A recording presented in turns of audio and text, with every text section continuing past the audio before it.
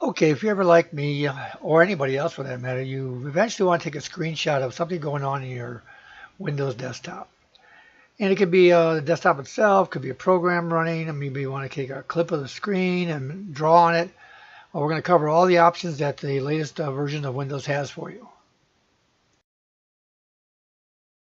The first thing we're going to cover is the old print screen, just your regular keyboard button, your print screen, normally found above your home key and all that.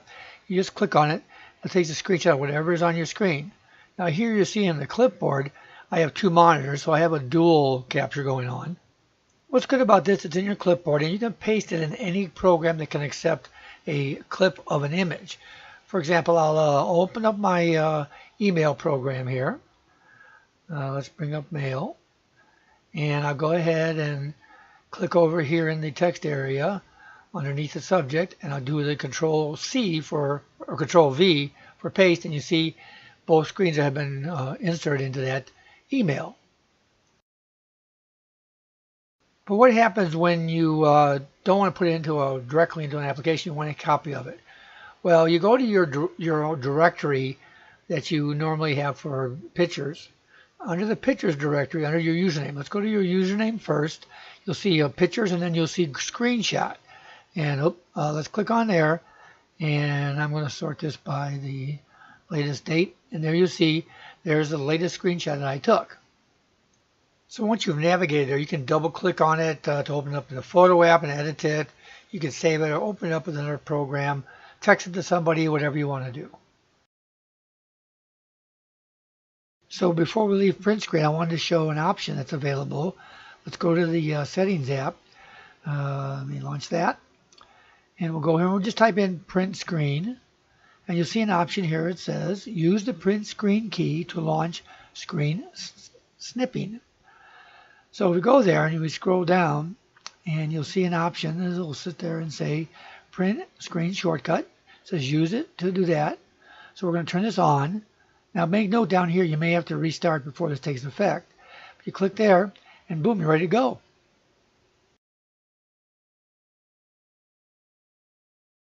Now the next function we're going to look at is Win+Shift+S, and that's basically one of the newer functions for Windows 10. You click those keyboard combinations, and you see you have some choices up top. First one is the rectangular clip, and you simply drag it around. It automatically puts it in your clipboard. You can just click on it from right here and enter editing mode right away. I'll cover some of the editing functions a little bit later, but for right now we're just going to look at the mode. So if we do it again, so let's say I want a certain part of this screen, but I don't want a rectangle. I can just draw around it using this other clip mode and come up and finish your drawing and let go, and it's done. Now next, after that, we do the same function again and bring it up, and we'll get the editing mode again. See, here is a full screen clip, so it allows you to just grab the entire screen. If I clip here, now I have two different monitors again, that's why you're seeing a split thing here, because it's wider than the visual area. But basically it's your full screen clip. One quick note is that if you end up moving something and you find yourself with some spaces here on the side, just go over to the edge. You'll see your scroll bar there. You'll be able to scroll up or down or left and right in order to put it back to where you can work on it. If you're watching this before the release in 2019, there's a new function where you can do individual windows. So let's take a look at that. You'll notice here there's ones where you highlight it and it changes. As if you click on that particular window, it will take a screenshot. Now watch when I click this one with another window overlapping it. You're going to get a screenshot with it still overlapped. So it doesn't really do what you might think. So there's a little precaution you have to take. When you want to take a picture of a window, program window, make sure that it's in the foreground before you take the clip. Because it doesn't really does the window. It does the area of the window, but the actual program may be overlapped with something else. So if we look at it here, I got a really great, here's my snip of the entire window. Now we're going to talk about snip and sketch from the taskbar. So if we go here and you look here and it said show Windows Ink workspace here. So we click on that, you'll have this workspace icon right here, You can click on it, and you'll notice you have different tools. And Snip and Sketch is one of them. You don't have to have it if you don't like that, to have it on your taskbar, so you can turn it on and off. By the way, if you don't like having the extra stuff on your taskbar, you can just leave it off, and you can just press Windows and the W key, and it'll bring up the skip and snatch in the corner. You still have to click on it to launch it. So here we are back at the desktop. So now we're going to talk about what you can do once you're inside of Skip and Sketch.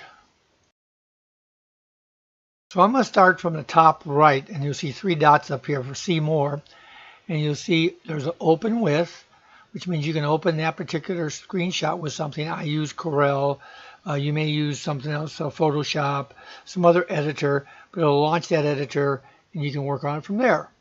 Now I'm going to skip over Print and Send Feedback. We're going to go to the other settings here. And there's not too many right now. There's Auto Copy to Clipboard. Any change you make, immediately after you make it, it'll automatically change the clipboard, add a copy to the clipboard. And then automatically save when you close. So those are pretty important if you want to use this. I would recommend both of them being on.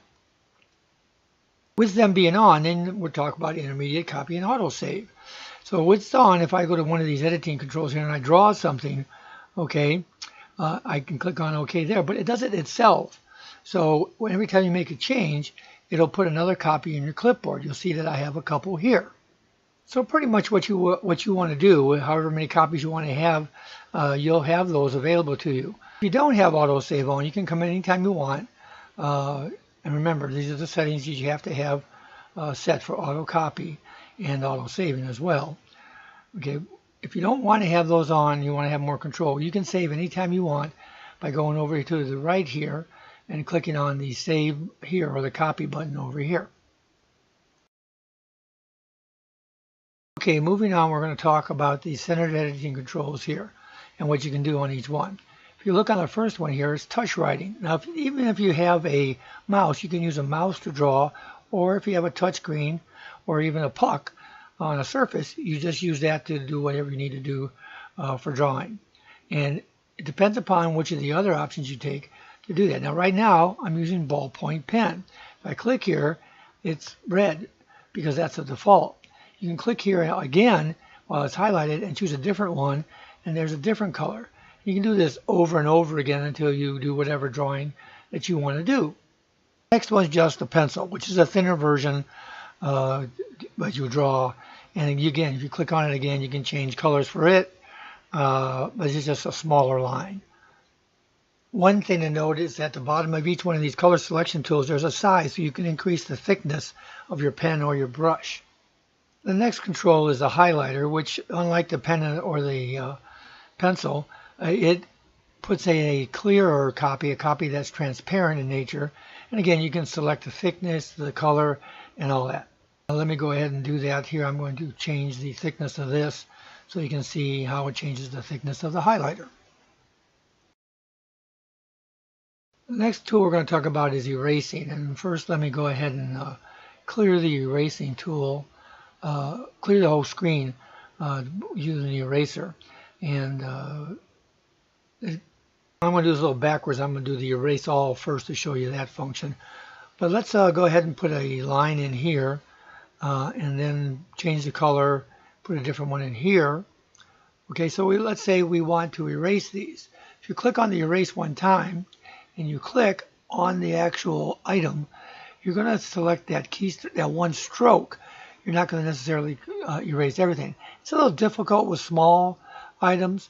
But when you click on that and you click on it, you can click them one at a time to erase whatever you did in that stroke. Now, I'm not too sure how helpful they are, but there's some measuring tools available to you. There's the ruler and a protractor. You just click on them and drag them to put them where you want. And there's a couple things you can do. Let's go back to the ruler for a second. Let me click here. Let's click on ruler. And then the ruler, you can drag it.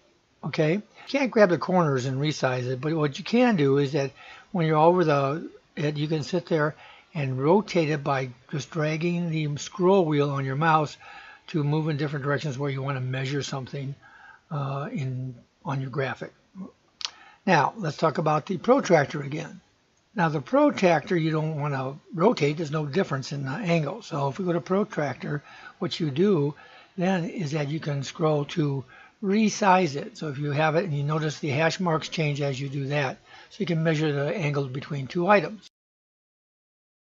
But moving on, we're going to go to the cropping tool, and this is where you just can drag the corners. Click anywhere in the middle to move it around and drag the corners to do a rectangular crop of your image. So if I do that and I click on OK, that's cancel over there, but if I click on OK, it puts it down to this small little clip crop of the original image. So then when I want to save it, I click on Save, and I simply navigate to wherever I want to keep it on my file system for use later. And you'll see here is once I saved it as a cropped image, I double click and the photo app comes up, and there's my cropped image that I did.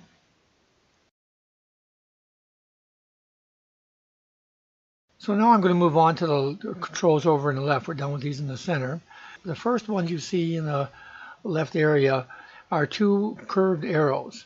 If we go up here, we do a bunch of changes. You can simply undo or redo the same action a number of times. This is just like Word or any other program that has a undo and redo buffer built in. The next item in that menu is an open file, and of course it's going to ask you when to put your save your changes, because if you don't, then you're going to lose them. So if you say continue, you've lost all your changes. So I want to go here and I want to open up a file to work on.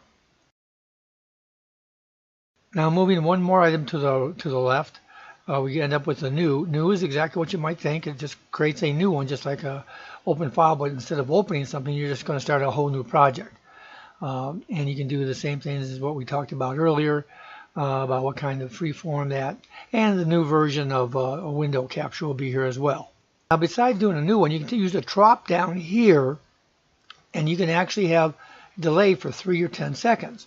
So before you use these, you'll want to set up your screen to where you want to be. Maybe you want to move your cursor on top of something. Whatever you want to do that particular action, it'll let you do it on your screen. Maybe hide a window, whatever.